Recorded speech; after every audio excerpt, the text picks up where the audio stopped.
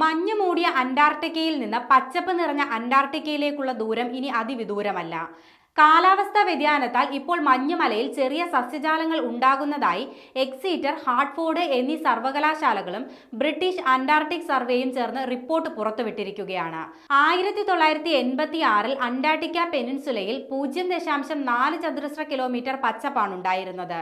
2021 വരെയുള്ള 5 വർഷത്തിൽ സസ്യജാലങ്ങളുടെ വളർച്ചാ നിരക്കിൽ 30% വർധനവുണ്ടായതായാണ് ഗവേഷകർ വ്യക്തമാക്കുന്നത്.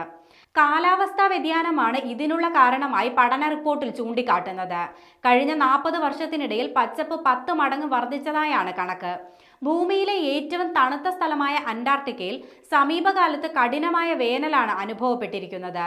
2022 മാർച്ചിൽ താപനില സാധാരണയേക്കാൾ 70 ഡിഗ്രി വരെ എത്തുകയും പിന്നീട് ജൂലൈ പകുതി മുതൽ ഭൂഖണ്ഡത്തിന്റെ ചില ഭാഗങ്ങളിൽ താപനില സാധാരണയേക്കാൾ 50 ഡിഗ്രി ഫാരൻഹീറ്റായി ഉയരുകയും ചെയ്തു.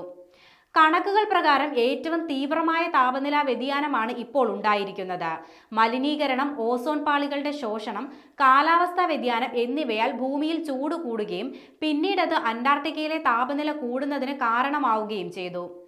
പായൽ വിഭാഗത്തിൽപ്പെട്ട സസ്യജാലങ്ങളാണ് ഇപ്പോൾ അവിടെ കൂടുതലായും കണ്ടെത്തിയിരിക്കുന്നത്.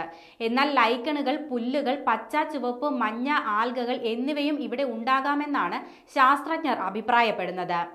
സസ്യങ്ങളുടെ വളർച്ച പതുക്കെയാണെങ്കിലും അതുണ്ടാക്കുന്ന വർധനവ് ആശങ്കയായി മാറിയിരിക്കുകയാണ്. അന്റാർട്ടിക്കയിലെ മണ്ണ് സസ്യജാലങ്ങൾക്ക് വളരാൻ സാധിക്കുന്നത്ര ഗുണമില്ലാത്തതാണെങ്കിലും സസ്യജാലങ്ങളുടെ ഇപ്പോഴത്തെ വളർച്ച മണ്ണിലേക്ക് കൂടുതൽ ജൈവ വസ്തുക്കൾ ഉണ്ടാകുന്നതിന് കാരണമാവുകയും ഇത് സസ്യങ്ങൾക്ക് വളരാൻ സാധിക്കുന്ന തരത്തിലുള്ള മണ്ണുണ്ടാകാനുള്ള സാധ്യതകൾ വർദ്ധിപ്പിക്കുമെന്നും ഗവേഷകർ പറയുന്നു.